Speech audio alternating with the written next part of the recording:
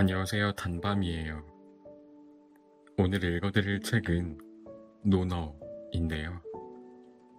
이 논어는 공자의 가르침을 모아서 엮어둔 책이라고 생각하시면 될 것 같은데, 이 논어에는 공자가 생전에 가르쳤던 인사상과 공자의 말과 행동, 제자들을 교육했던 방법 등이 담겨 있다고 합니다. 공자는 오랫동안 중국의 여러 나라를 돌아다니면서 인을 강조하고 평화롭게 나라를 다스리는 방법에 대해 말하고 다녔는데 아무 소용이 없었다고 해요. 당시 중국은 크고 작은 여러 나라로 갈라져 있어서 어떻게 하면 땅을 더 넓히고 큰 권력을 가질까만 고민했다고 하거든요. 그래서 공자의 말에 귀 기울이는 제후들이 없었다고 합니다. 어쨌든 이 공자가 죽고 난 후에 이 공자의 가르침을 논어라는 책으로 엮었다고 하고요. 저는 이 논어에서 여러 이야기들을 하나하나 여러분께 들려드리려고 합니다. 그럼 지금부터 이야기 하나씩 천천히 들려드리겠습니다.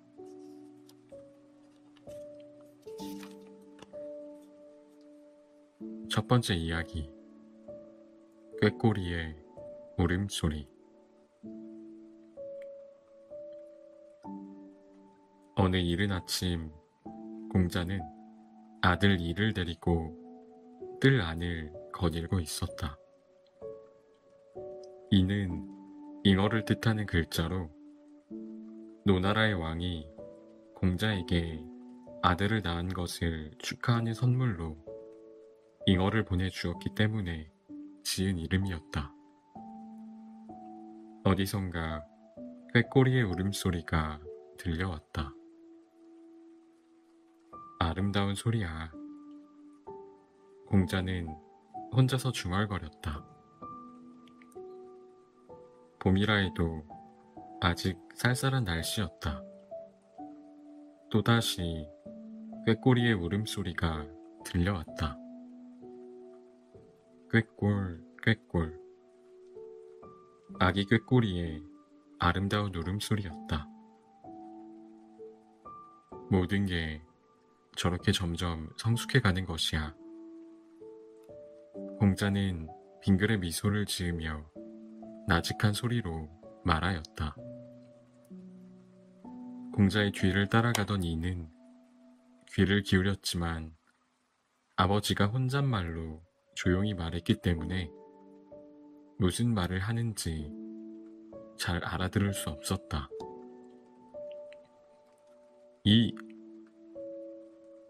공자는 아들을 부르며 돌아보았다. 올해 12살이 되었지? 네. 이는 아버지가 왜 갑자기 나이를 물으시는지 궁금했지만 그 이유를 물어보지 못했다. 공자는 다시 걷기 시작했다. 연못가에 이르자 공자는 연못 속을 들여다보며 말했다. 저것 봐라. 연못 속에 잉어가 있구나. 아직 물이 찬 연못 속에는 잉어 몇 마리가 조용히 헤엄치고 있었다. 잉어는 대단한 물고기야. 서로 싸우지도 않고 함부로 움직이지도 않아. 물고기의 왕이기 때문이란다. 공자는 이의 얼굴을 보고 빙그레 웃어 보였다. 그때 또 꾀꼬리 소리가 들려왔다. 꾀꼬리가 울고 있구나. 아버지가 이렇게 말하자 이는 그제서야 비로소 꾀꼬리의 울음소리를 들을 수 있었다. 이야, 내 귀에는 저 꾀꼬리의 울음소리가 어떻게 들리느냐? 저 소리가 모두 똑같이 들리느냐? 이는 꾀꼬리의 울음소리가 모두 똑같다고 생각했다. 그러나 대답을 하고 보니 자기 대답이 틀렸다는 생각이 들었다. 공자는 잠시 멈춰서서 꾀꼬리가 또 울기를 기다리는 듯 하다가 다시 걷기 시작했다. 아기 꾀꼬리와 아빠 꾀꼬리는 울음소리가 달라. 그때 또 꾀꼬리가 울었다. 저건 아빠 꾀꼬리야. 목 깊은 곳에서 맑은 소리가 나오지. 아침에 맑고 부드러운 공기가 가늘게 떨고 있는 것 같아. 이 말을 듣고 생각하니 아버지의 말씀대로인 것 같았다. 아기 꾀꼬리가 또 울 거야. 공자의 말이 끝나기도 전에 아기 꾀꼬리의 울음소리가 다시 들려왔다. 꾀꼴 꾀꼴. 들어봐라. 아기 꾀꼬리구나. 아빠 흉내를 내며 열심히 연습하고 있어. 이는 꾀꼬리에게도 그런 일이 있다는 것이 신기했다. 저렇게 꾀꼬리는 날마다 우는 연습을 하면서 어른이 되어가는 거야. 공자는 계속해서 말을 이었다. 알겠니? 누구나 좋은 재능을 가지고 세상에 태어나는 거야. 다만 그것을 알지 못하는 사람이 많을 뿐이지. 어제 너도 들었지? 공자는 빙그레 미소를 지으며 이에게 물었다. 아버지는 그 사람이 아주 훌륭한 사람이라고 생각해. 공자는 이의 얼굴을 바라보면서 말을 이었다. 그 염구 말이야. 그 사람이 말했지. 이는 곧 어제 있었던 일을 기억해냈다. 그것은 다음과 같은 대화였다. 선생님, 선생님의 가르침은 너무 높아서 저와 같은 소인은 도저히 따라갈 수가 없습니다.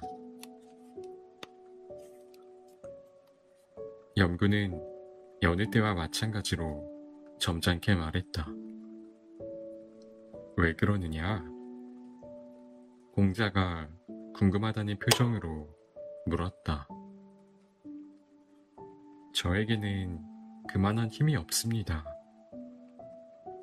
공자가 잠시 말을 끊었다가 다시 물었다. 힘이 없다는 것은 무슨 뜻이냐? 저는 무슨 일을 해도 만족을 느껴본 적이 없습니다. 이는 그때의 아버지 얼굴을 잘 기억하고 있었다. 아버지는 그 큰 눈을 더욱 크게 뜨고 염구를 천천히 바라보고 있었다. 그 눈빛은 부드럽게 빛나고 있었다. 어떤 일이든지 이거면 됐다고 만족하는 사람은 절대 없어. 나도 마찬가지야. 선생님도 그렇습니까? 염구는 공자의 얼굴을 똑바로 쳐다보면서 물었다. 그래, 중요한 것은 무슨 일이든 도중에 그만두지 않는 거란다. 공자는 염구를 지그시 바라보며 말했다. 그러니까 도중에 일을 그만두는 사람이 바로 힘없는 사람이야. 그러므로 끝까지 밀고 나가야 해. 조용히 공자를 바라보던 염구의 맑은 눈이 이의 눈앞에 떠올랐다. 끝까지 밀고 나가 일을 성사시키는 것이 중요해.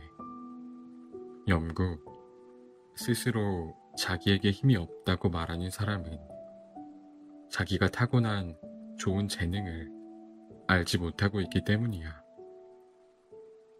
끝까지 희망을 잃지 않는 사람이라야 자기가 갖고 있는 좋은 재능을 찾아낼 수 있어.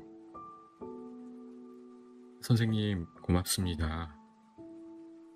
이는 염구가 머리를 깊이 숙이며 기쁨에 넘쳐 대답하던 얼굴이 머릿속에 떠올랐다. 네, 잘 기억하고 있어요. 사람은 누구나 훌륭한 능력을 갖고 세상에 태어나는 거야.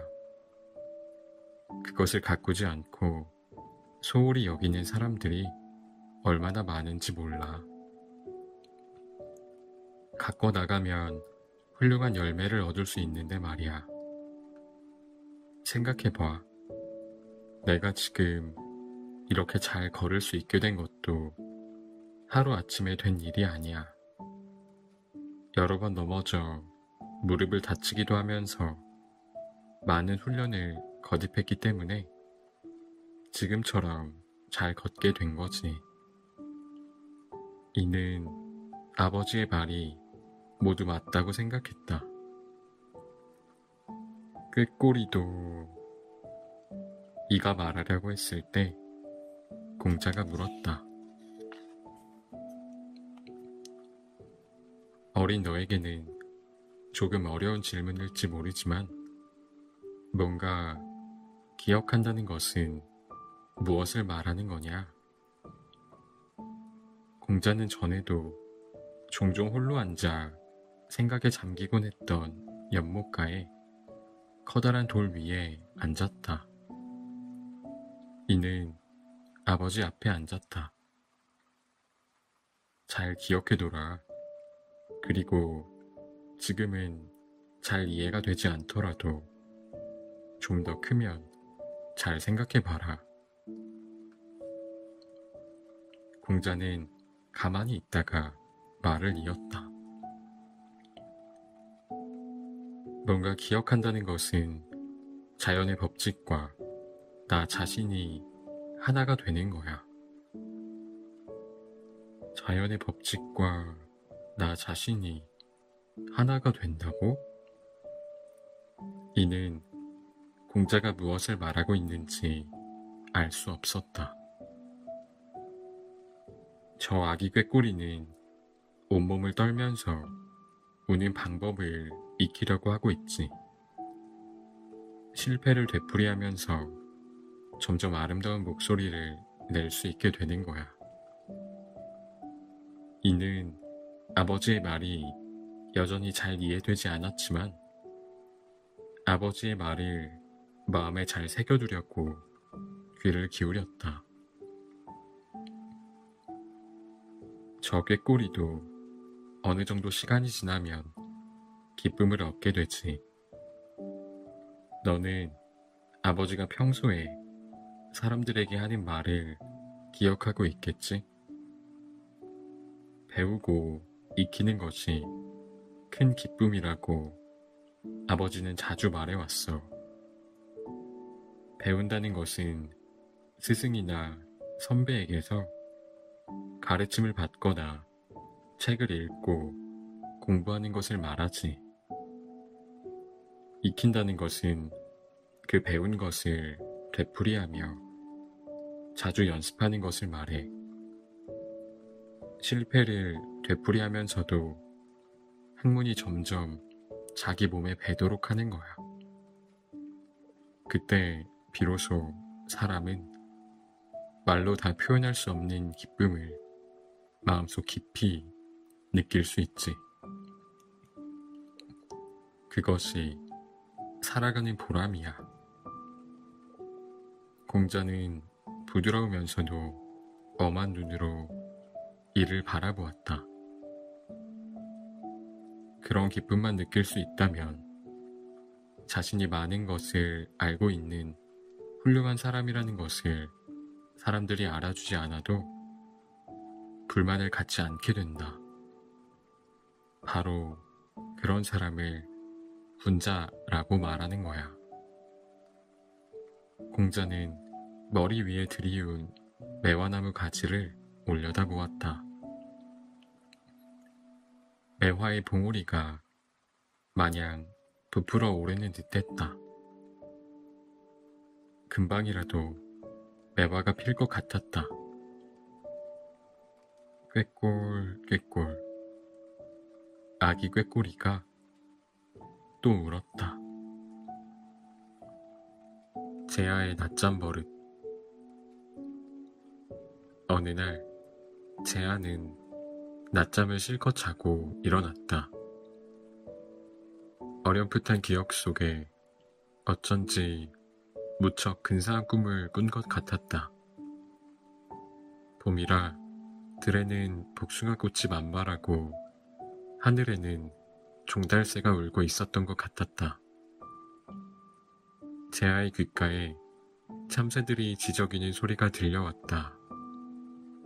밖을 내다보니 구름 한 점 없는 파란 하늘 밑에 이웃집 지붕이 보였다. 자세히 보니 이웃집 지붕 위에 참새들이 앉아 있었다. 재아는 저 참새들의 지저귀이 잠든 자기의 귀에 들려왔을 것이라고 생각했다. 아, 너무 많이 잤군. 재아는 늘어지게 하품을 했다.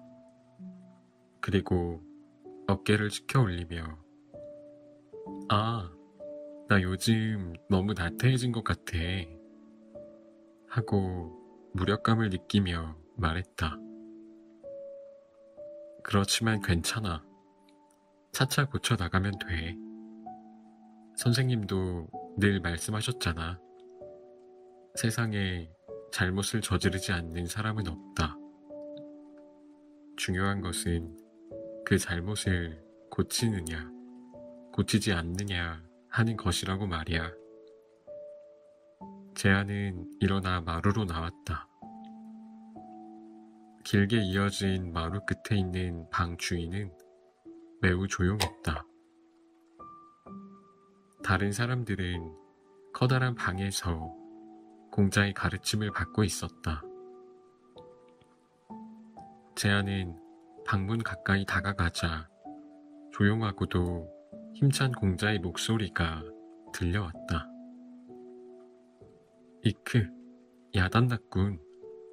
지금 문을 열고 들어가면 모두 나를 빤히 쳐다보겠지? 재아는 방문 앞에 멈춰섰다. 알겠는가?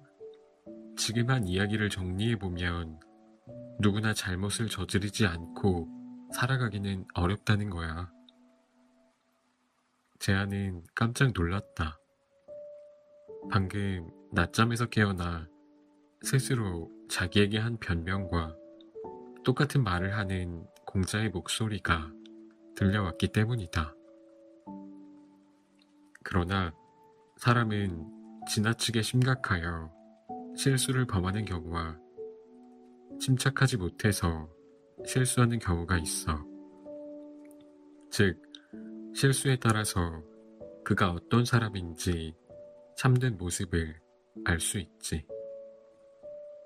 실수는 선생님 말씀처럼 누구나 저지르는 것이라고 재아는 스스로 위로하며 용기를 내어 문을 열었다. 모두 재아에게 눈길이 쏠렸다. 공자도 이야기를 중단하고 재아를 바라보았다. 그러나 곧 이야기를 계속했다. 무엇이든 마찬가지야. 공자의 목소리가 전보다 한결 크게 들렸다. 행실을 보면 그가 어떤 사람인지, 지금 어떤 생각을 하고 살아가는지 알 수 있어. 재아는 어쩐지 자기를 꼬집어 말하는 것 같아서 그대로 조용히 서 있었다. 재아, 자리로 가서 앉도록 해. 공자는 약간 엄한 목소리로 말했다. 그리고 다시 말했다. 행실은 마음의 표현. 공자는 잠깐 말을 멈췄다가 제아를 불렀다. 지금까지 어디 있었느냐? 제아는 다시 자리에서 일어나려고 했다. 좋아, 그대로 앉아있거라. 잘 생각하여 내가 하는 말에 대답하도록 해라. 제아는 공자의 말대로 앉아도 좋을지 잘 알 수가 없어 한동안 망설였다. 그러나 그대로 버티고 서 있는 것도 이상하여 바로 자리에 앉았다. 나는 언젠가 여러분에게 말한 적이 있다. 사람에게 어떤 잘못이 있더라도 언제까지나 그것을 탓하는 것은 좋지 않다고 말이야. 그러나 내 말은 언제나 같은 잘못을 되풀이해도 좋다는 의미는 아니야. 공자는 제아를 바라보면서 말했다. 제아, 왜 늦었는지 말해봐라. 제아는 마음속으로 각오를 단단히 하고 대답했다. 죄송합니다. 낮잠을 자다가 그만 너무 오래 자서. 모두 웃었다. 그러나 공자는 웃지 않았다. 제야, 잘못을 저지르는 것은 당연한 일이야. 사람은 어쩔 수 없이 잘못을 저지르게 돼. 그러나 그 잘못을 고칠 수 있는 것도 사람이야. 만일 잘못을 그대로 두면 잘못은 점점 쌓이고 쌓여 나중에는 고칠 수 없게 돼. 이것이야말로 가장 큰 잘못이지. 제아의 마음속에는 조금 전 자기 체면만을 생각한 부끄러움과는 다른 양심이 떨리는 듯한 부끄러움이 일어나는 것을 느꼈다. 나는 내가 지각한 것에 대해 화를 내고 있는 것이 아니야. 지금의 내 마음가짐 때문이야. 너는 지각하는 것을 고치면 된다고 가볍게 생각하고 있어. 그것이 잘못이야. 제아는 온몸이 떨릴 정도로 깜짝 놀랐다. 선생님은 내 마음을 모조리 꿰뚫어 보시는구나. 그래서는 언제까지나 나쁜 버릇이 고쳐지지 않을 거야. 너는 잠자리에서 아침 몇 시에 일어나면 수업에 맞춰갈 수 있는가를 생각하면서 꾸물거리고 있지? 공자의 말을 듣고 제아는 얼굴이 벌겋게 달아올랐다. 눈에는 이미 공자의 얼굴도 잘 보이지 않을 정도였다. 몇 시에 일어나면 수업에 맞춰갈 수 있는가를 생각할 것이 아니라 몇 시에 꼭 일어나야 한다고 정해놓고 그 시간에 일어나야 해. 자기 생활을 하나하나 착실히 해 나가는 것이 중요해. 공자는 모든 제자들을 바라보며 말했다. 이 말은 제아에게만 하는 것이 아니야. 사람은 누구나 제아와 마찬가지로 게을러질 때가 있어. 그러나 그렇게 게으르게 지내다 보면 그것이 굳어져서 고칠 수 없게 되어버릴지도 몰라. 이것은 매우 무서운 일이야. 이것은 매우 무서운 일이야 라는 공자의 말이 제아의 가슴을 찌르는 것 같았다. 사람에게 제일 소중한 것은 마음속에서 끊임없이 솟아오르는 정열이야. 정열이 없는 사람은 좋은 열매를 거둘 수 없어. 정열이 없는 사람에게는 아무리 가르쳐도 쓸데없는 일이라고 생각해. 뜨거운 열의를 갖지 않으면 내가 아무리 가르치고 인도해도 소용이 없어. 그러니까 공자는 재아를 힐끗 쳐다보고 나서 계속 말을 이었다. 중요한 것은 열성이야. 열성만 있으면 지각 같은 것은 사소한 잘못이야. 낮잠을 자고 있었더라도 말이지. 공자는 이렇게 말하고 빙그레 웃었다. 물론 내가 수업하고 있을 때 낮잠을 자고 있다면 곤란하지만 말이야. 모두 웃음을 터뜨렸다. 쟤야, 이제 내 말을 잘 알아들었겠지? 모두 잘 들어.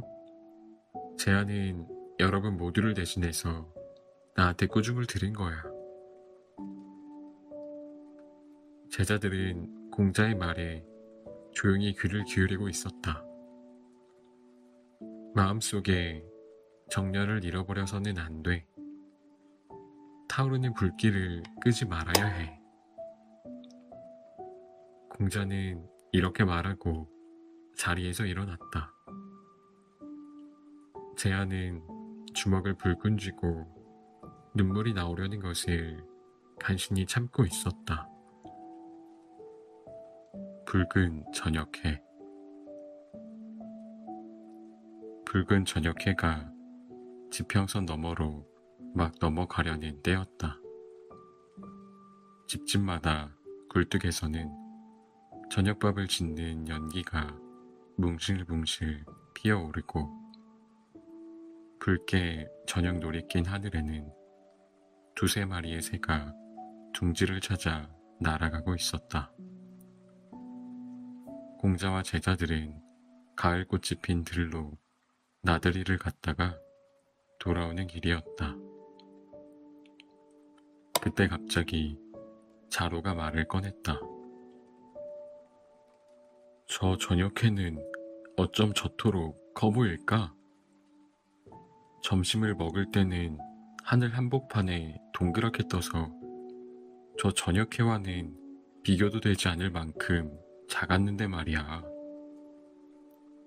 자로의 얼굴은 저녁노을마다 붉게 빛나고 있었다.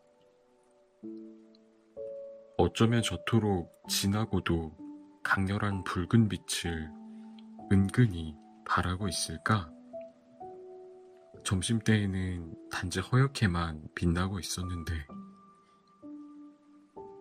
자로는 계속해서 감탄 어린 목소리로 말했다. 그러자 옆에 있던 자장이 대꾸했다. 그렇게 신기하게 생각할 것까지는 없잖아요. 자로는 자장을 좋아하지 않았다.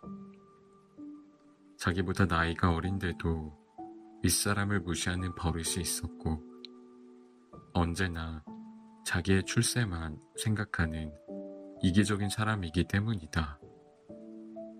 게다가 자장의 싸늘한 눈이 무엇보다 싫었다.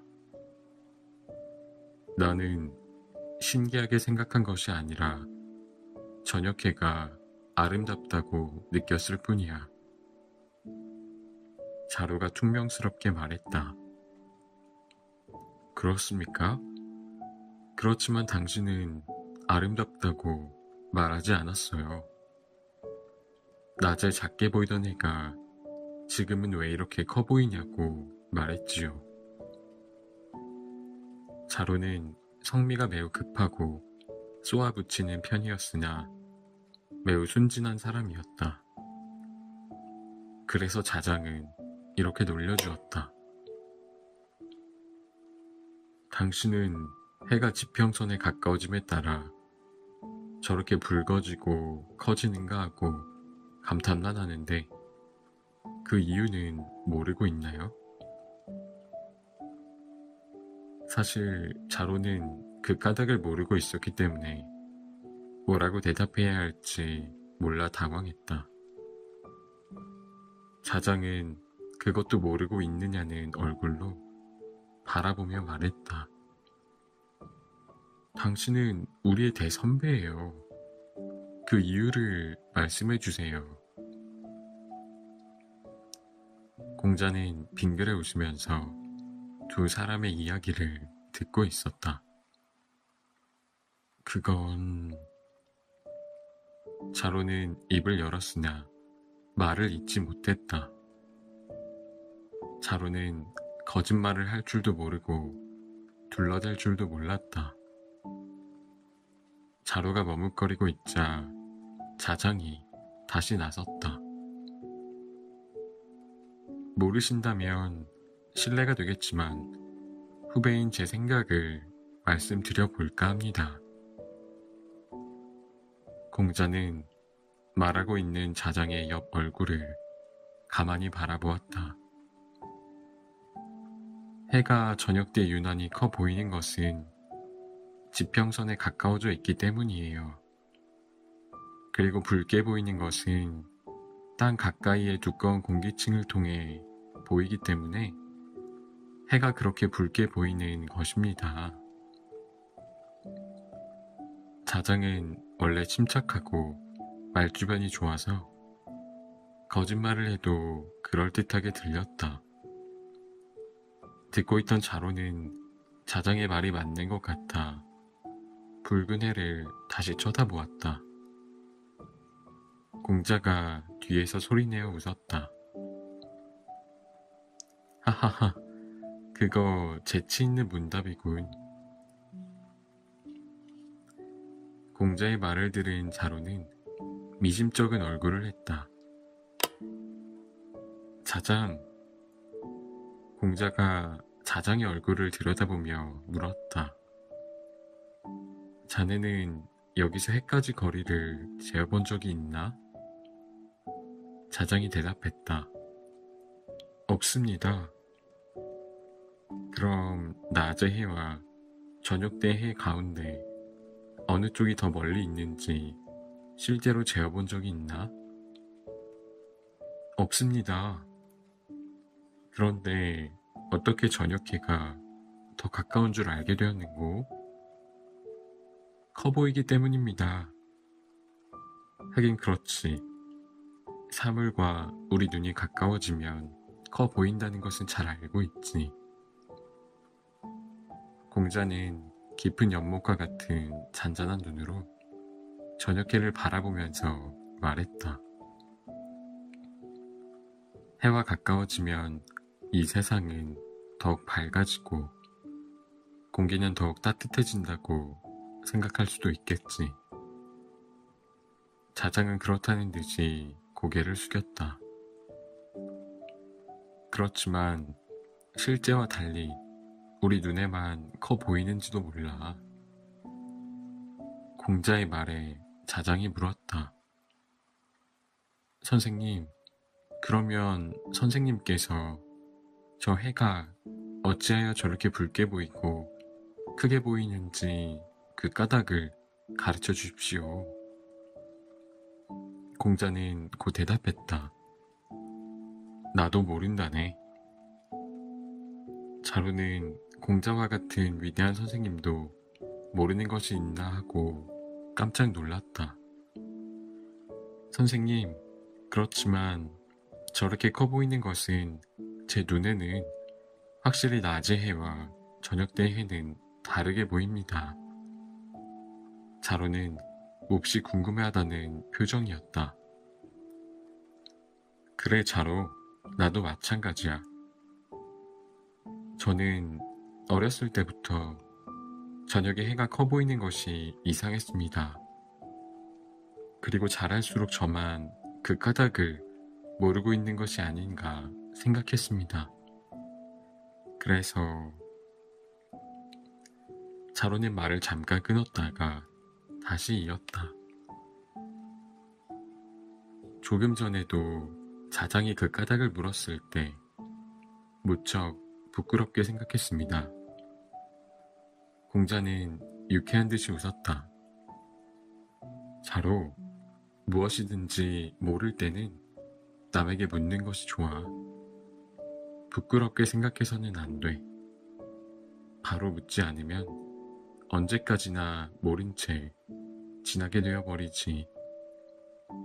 그런데 더욱 중요한 것이 있어. 공자는 자로의 눈을 빤히 쳐다보았다. 잘 알아두렴. 모르면서 아는 체해서는 안 돼. 모르는 것은 모른다고 분명히 말하는 용기를 가져야 해.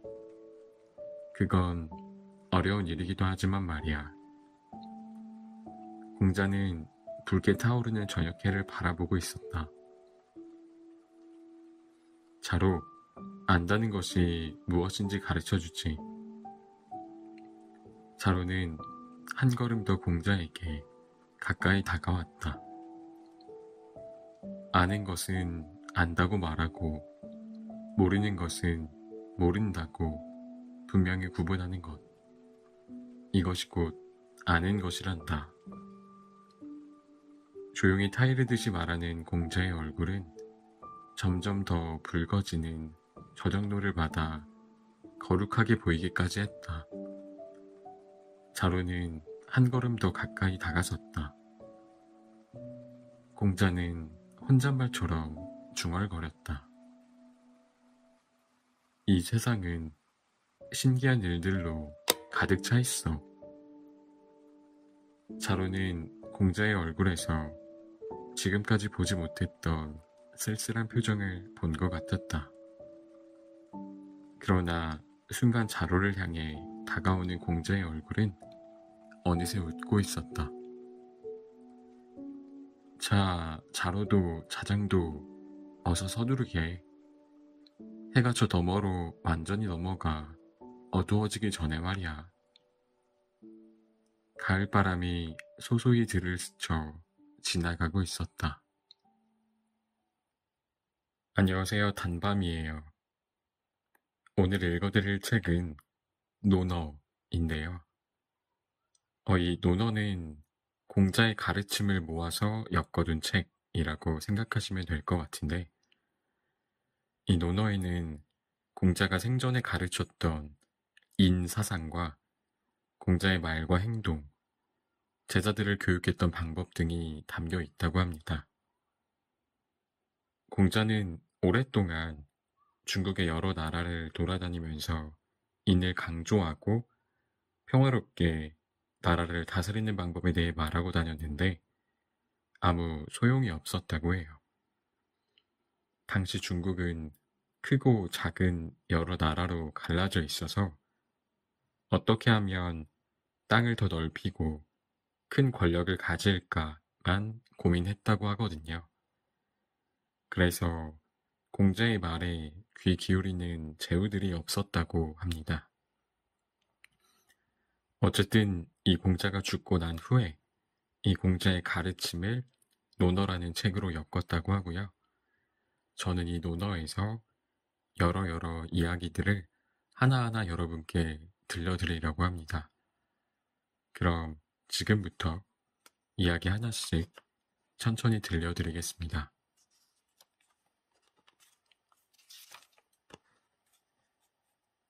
첫 번째 이야기, 꾀꼬리의 울음소리. 어느 이른 아침 공자는 아들 이를 데리고 뜰 안을 거닐고 있었다. 이는 잉어를 뜻하는 글자로 노나라의 왕이 공자에게 아들을 낳은 것을 축하하는 선물로 잉어를 보내주었기 때문에 지은 이름이었다. 어디선가 꾀꼬리의 울음소리가 들려왔다. 아름다운 소리야. 공자는 혼자서 중얼거렸다. 봄이라 해도 아직 쌀쌀한 날씨였다. 또다시 꾀꼬리의 울음소리가 들려왔다. 꾀꼴, 꾀꼴.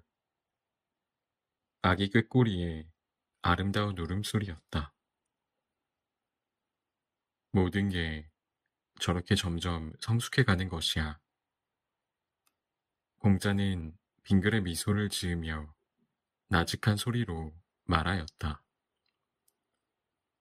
공자의 뒤를 따라가던 이는 귀를 기울였지만 아버지가 혼잣말로 조용히 말했기 때문에 무슨 말을 하는지 잘 알아들을 수 없었다.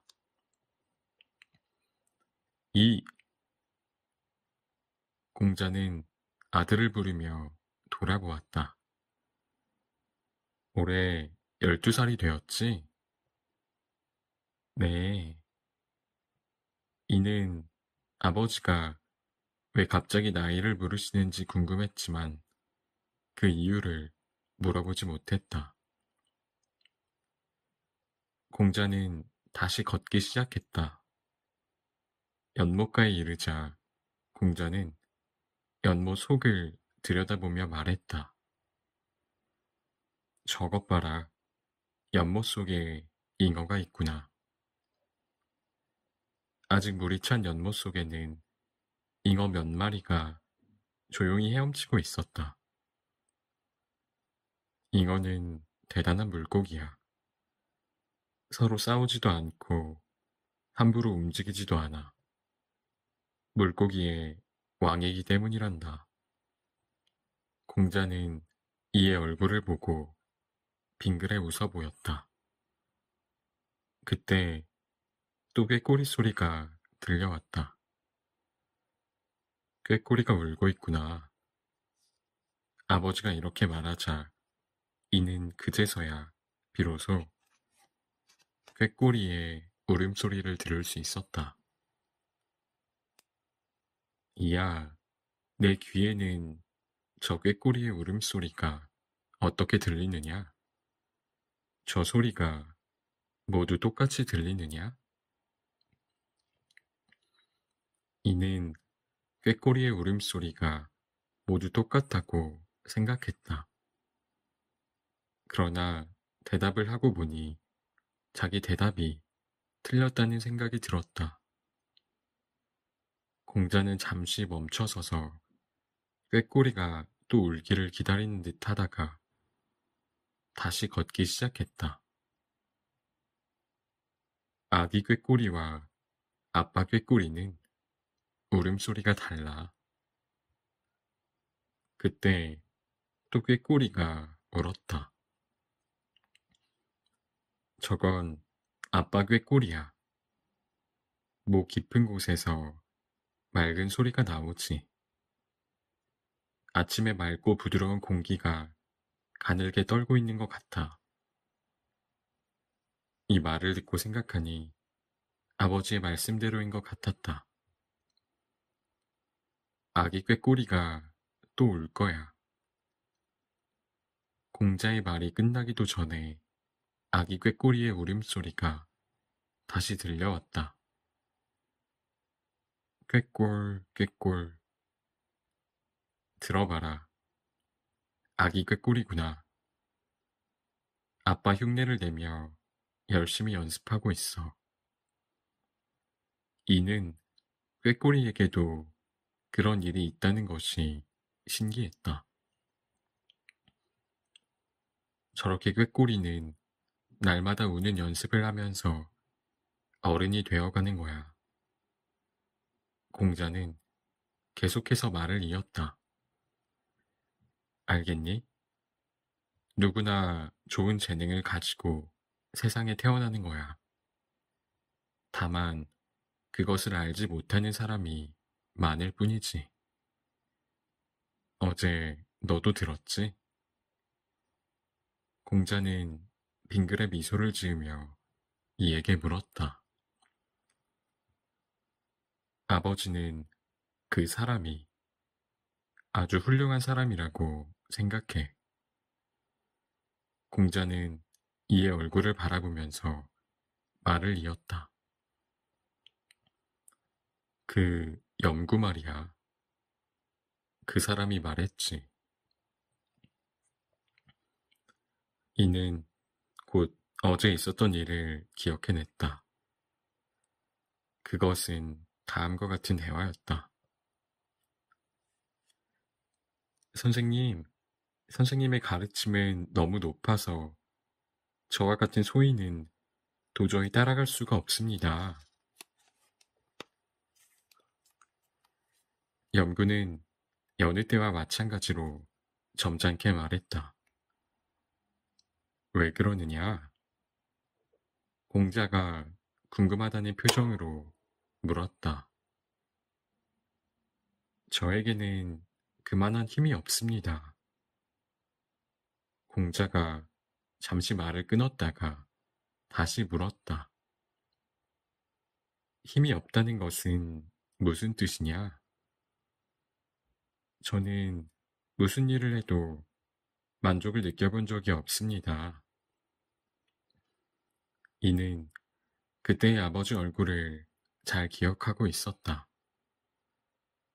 아버지는 그 큰 눈을 더욱 크게 뜨고 염구를 천천히 바라보고 있었다. 그 눈빛은 부드럽게 빛나고 있었다. 어떤 일이든지 이거면 됐다고 만족하는 사람은 절대 없어. 나도 마찬가지야. 선생님도 그렇습니까? 염구는 공자의 얼굴을 똑바로 쳐다보면서 물었다. 그래, 중요한 것은 무슨 일이든 도중에 그만두지 않는 거란다. 공자는 염구를 지그시 바라보며 말했다. 그러니까 도중에 일을 그만두는 사람이 바로 힘없는 사람이야. 그러므로 끝까지 밀고 나가야 해. 조용히 공자를 바라보던 염구의 맑은 눈이 이의 눈앞에 떠올랐다. 끝까지 밀고 나가 일을 성사시키는 것이 중요해. 염구, 스스로 자기에게 힘이 없다고 말하는 사람은 자기가 타고난 좋은 재능을 알지 못하고 있기 때문이야. 끝까지 희망을 잃지 않는 사람이라야 자기가 갖고 있는 좋은 재능을 찾아낼 수 있어. 선생님, 고맙습니다. 이는 염구가 머리를 깊이 숙이며 기쁨에 넘쳐 대답하던 얼굴이 머릿속에 떠올랐다. 네, 잘 기억하고 있어요. 사람은 누구나 훌륭한 능력을 갖고 세상에 태어나는 거야. 그것을 가꾸지 않고 소홀히 여기는 사람들이 얼마나 많은지 몰라. 갖고 나가면 훌륭한 열매를 얻을 수 있는데 말이야. 생각해봐. 내가 지금 이렇게 잘 걸을 수 있게 된 것도 하루아침에 된 일이 아니야. 여러 번 넘어져 무릎을 다치기도 하면서 많은 훈련을 거듭했기 때문에 지금처럼 잘 걷게 된 거지. 이는 아버지의 말이 모두 맞다고 생각했다. 꾀꼬리도 이가 말하려고 했을 때 공자가 물었다. 어린 너에게는 조금 어려운 질문일지 모르지만 뭔가 기억한다는 것은 무엇을 말하는 거냐? 공자는 전에도 종종 홀로 앉아 생각에 잠기곤 했던 연못가에 커다란 돌 위에 앉았다. 이는 아버지 앞에 앉았다. 잘 기억해둬라. 그리고 지금은 잘 이해가 되지 않더라도 좀 더 크면 잘 생각해 봐라. 공자는 가만히 있다가 말을 이었다. 뭔가 기억한다는 것은 자연의 법칙과 나 자신이 하나가 되는 거야. 자연의 법칙과 나 자신이 하나가 된다고? 이는 공자가 무엇을 말하고 있는지 알 수 없었다. 저 아기 꾀꼬리는 온몸을 떨면서 우는 방법을 익히려고 하고 있지. 실패를 되풀이하면서 점점 아름다운 목소리를 낼 수 있게 되는 거야. 이는 아버지의 말이 여전히 잘 이해되지 않았지만 아버지의 말을 마음에 잘 새겨두려고 귀를 기울였다. 저 꾀꼬리도 어느 정도 시간이 지나면 기쁨을 얻게 되지. 너는 아버지가 평소에 사람들에게 하는 말을 기억하고 있겠지? 배우고 익히는 것이 큰 기쁨이라고 아버지는 자주 말해왔어. 배운다는 것은 스승이나 선배에게서 가르침을 받거나 책을 읽고 공부하는 것을 말하지. 익힌다는 것은 그 배운 것을 되풀이하며 자주 연습하는 것을 말해. 실패를 되풀이하면서도 학문이 점점 자기 몸에 배도록 하는 거야. 그때 비로소 사람은 말로 다 표현할 수 없는 기쁨을 마음속 깊이 느낄 수 있지. 그것이 살아가는 보람이야. 공자는 부드러우면서도 엄한 눈으로 이를 바라보았다. 그런 기쁨만 느낄 수 있다면 자신이 많은 것을 알고 있는 훌륭한 사람이라는 것을 사람들이 알아주지 않아도 불만을 갖지 않게 된다. 바로 그런 사람을 군자라고 말하는 거야. 공자는 머리 위에 들이운 매화나무 가지를 올려다보았다. 매화의 봉우리가 마냥 부풀어 오르는 듯했다. 금방이라도 매화가 필 것 같았다. 꾀꼴 꾀꼴 아기 꾀꼬리가 또 울었다. 재아의 낮잠 버릇. 어느 날 재아는 낮잠을 실컷 자고 일어났다. 어렴풋한 기억 속에 어쩐지 무척 근사한 꿈을 꾼 것 같았다. 봄이라 들에는 복숭아꽃이 만발하고 하늘에는 종달새가 울고 있었던 것 같았다. 재아의 귓가에 참새들이 지저귀는 소리가 들려왔다. 밖을 내다보니 구름 한 점 없는 파란 하늘 밑에 이웃집 지붕이 보였다.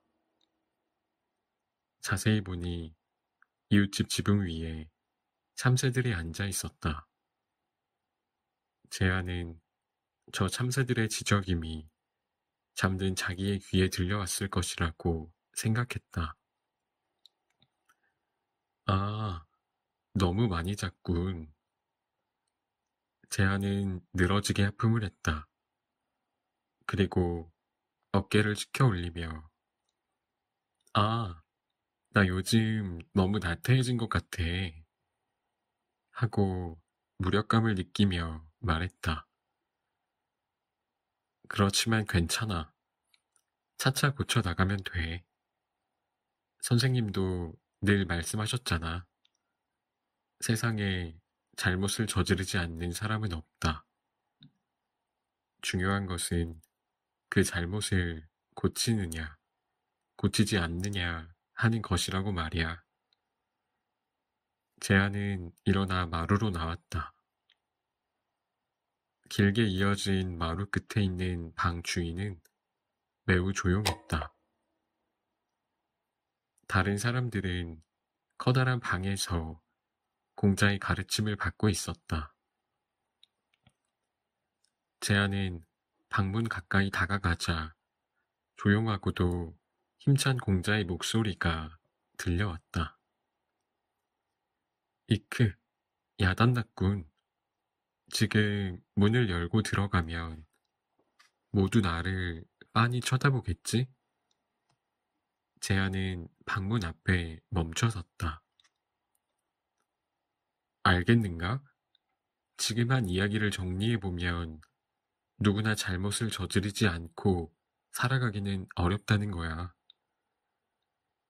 재하는 깜짝 놀랐다. 방금 낮잠에서 깨어나 스스로 자기에게 한 변명과 똑같은 말을 하는 공자의 목소리가 들려왔기 때문이다. 그러나 사람은 지나치게 심각하여 실수를 범하는 경우와 침착하지 못해서 실수하는 경우가 있어. 즉, 실수에 따라서 그가 어떤 사람인지 참된 모습을 알 수 있지. 실수는 선생님 말씀처럼 누구나 저지르는 것이라고 재하는 스스로 위로하며 용기를 내어 문을 열었다. 모두 재하에게 눈길이 쏠렸다. 공자도 이야기를 중단하고 재하를 바라보았다. 그러나 곧 이야기를 계속했다. 무엇이든 마찬가지야. 공자의 목소리가 전보다 한결 크게 들렸다. 행실을 보면 그가 어떤 사람인지, 지금 어떤 생각을 하고 살아가는지 알 수 있어. 재하는 어쩐지 자기를 꼬집어 말하는 것 같아서 그대로 조용히 서 있었다. 재하, 자리로 가서 앉도록 해. 공자는 약간 엄한 목소리로 말했다. 그리고 다시 말했다. 행실은 마음의 표현. 공자는 잠깐 말을 멈췄다가 재하를 불렀다. 지금까지 어디 있었느냐?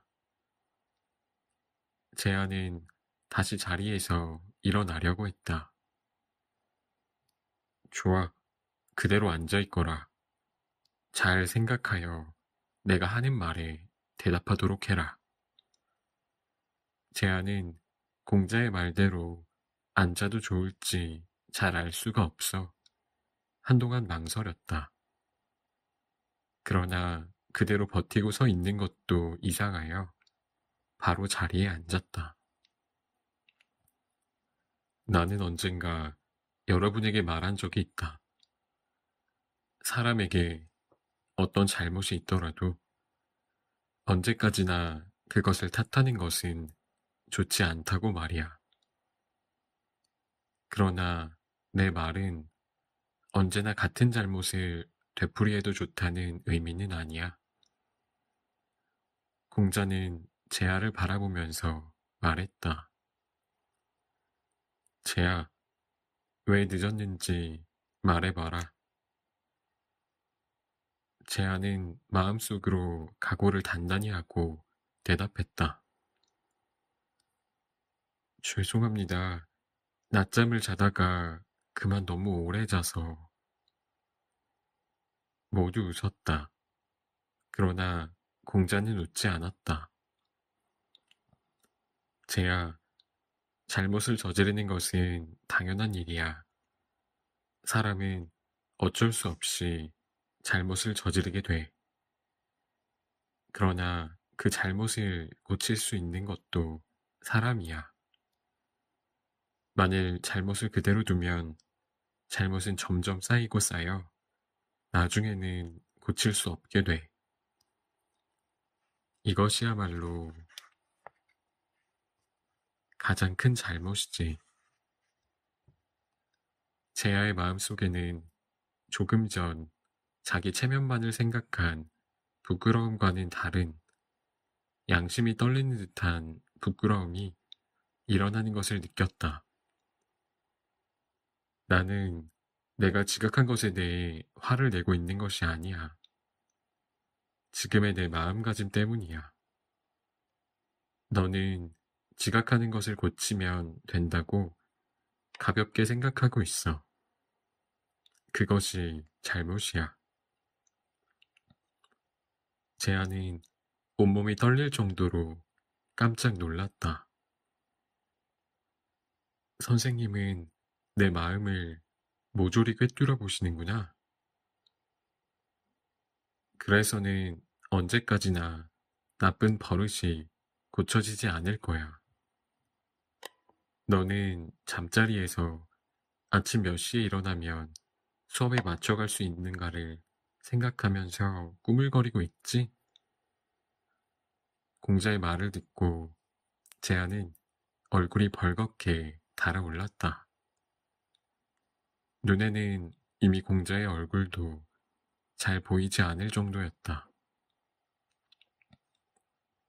몇 시에 일어나면 수업에 맞춰갈 수 있는가를 생각할 것이 아니라 몇 시에 꼭 일어나야 한다고 정해놓고 그 시간에 일어나야 해. 자기 생활을 하나하나 착실히 해 나가는 것이 중요해. 공자는 모든 제자들을 바라보며 말했다. 이 말은 제아에게만 하는 것이 아니야. 사람은 누구나 제아와 마찬가지로 게을러질 때가 있어. 그러나 그렇게 게으르게 지내다 보면 그것이 굳어져서 고칠 수 없게 되어버릴지도 몰라. 이것은 매우 무서운 일이야. 이것은 매우 무서운 일이야.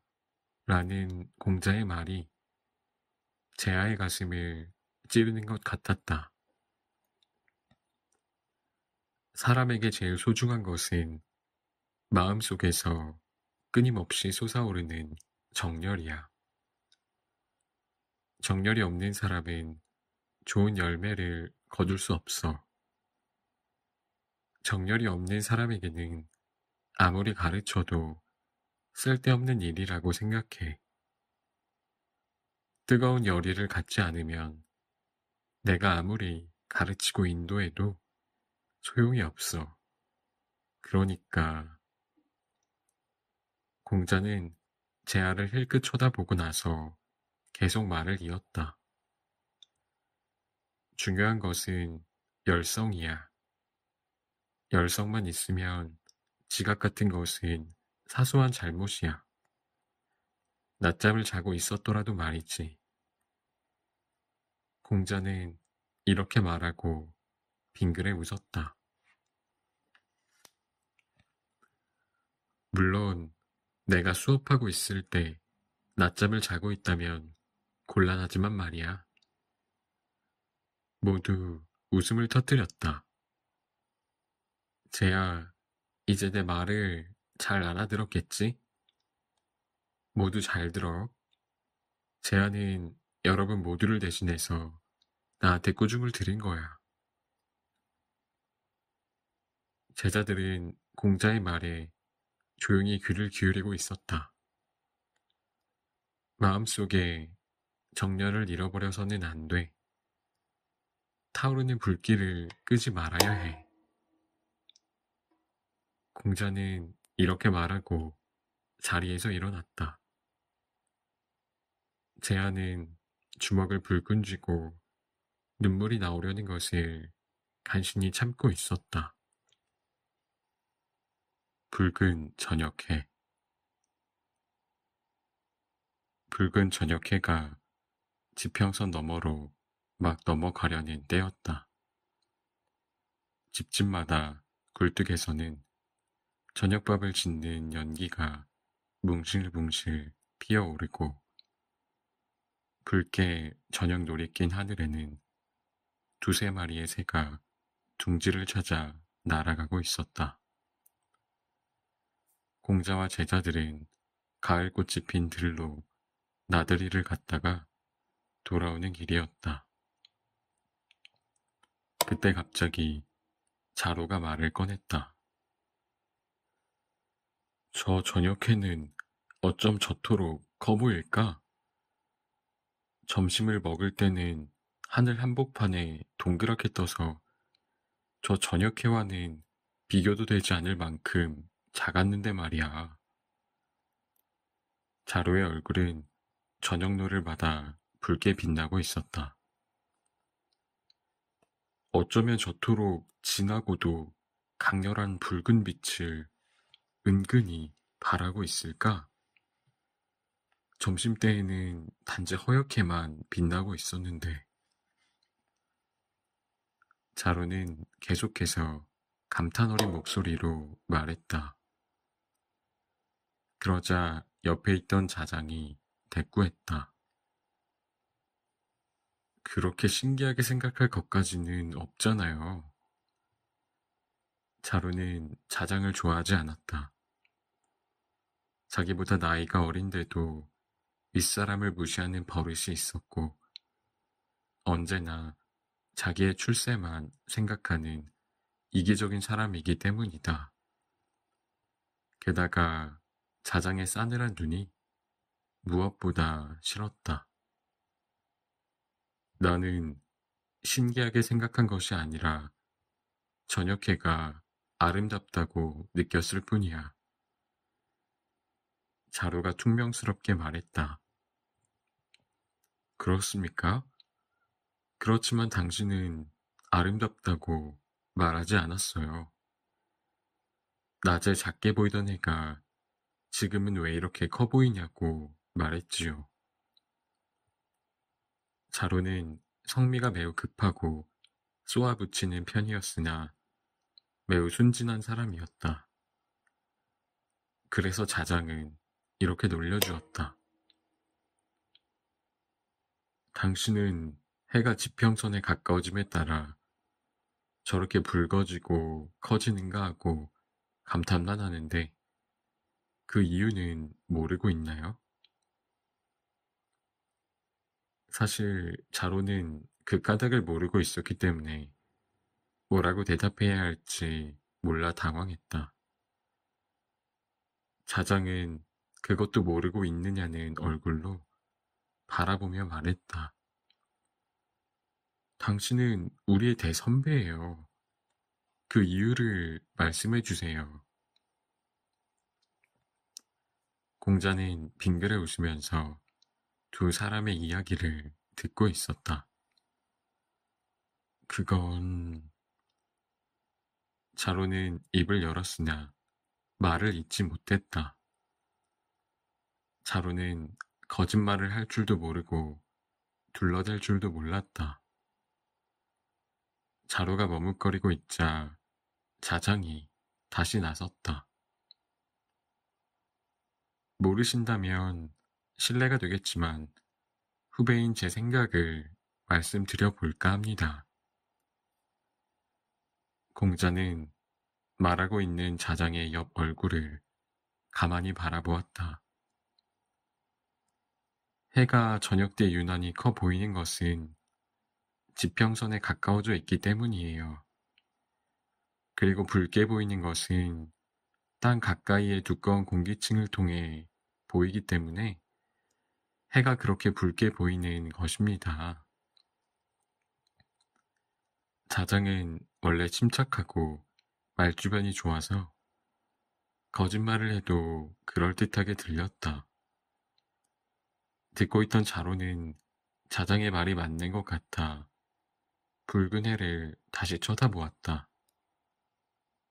공자가 뒤에서 소리내어 웃었다. 하하하, 그거 재치 있는 문답이군. 공자의 말을 들은 자로는 미심쩍은 얼굴을 했다. 자장. 공자가 자장의 얼굴을 들여다보며 물었다. 자네는 여기서 해까지 거리를 재어본 적이 있나? 자장이 대답했다. 없습니다. 그럼 낮의 해와 저녁 때 해 가운데 어느 쪽이 더 멀리 있는지 실제로 재어본 적이 있나? 없습니다.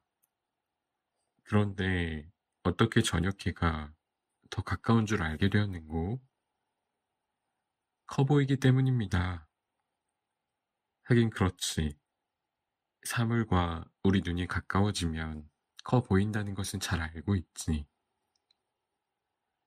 공자는 깊은 연못과 같은 잔잔한 눈으로 저녁해를 바라보면서 말했다.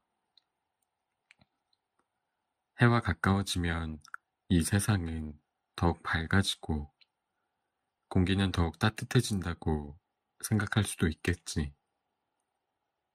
자장은 그렇다는 듯이 고개를 숙였다. 그렇지만 실제와 달리 우리 눈에만 커 보이는지도 몰라. 공자의 말에 자장이 물었다.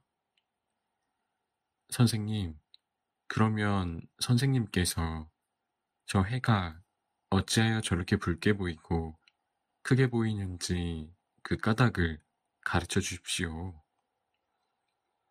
공자는 곧 대답했다. 나도 모른다네. 자루는 공자와 같은 위대한 선생님도 모르는 것이 있나 하고 깜짝 놀랐다. 선생님, 그렇지만 저렇게 커 보이는 것은 제 눈에는 확실히 낮의 해와 저녁 때 해는 다르게 보입니다. 자루는 몹시 궁금해하다는 표정이었다. 그래, 자루. 나도 마찬가지야.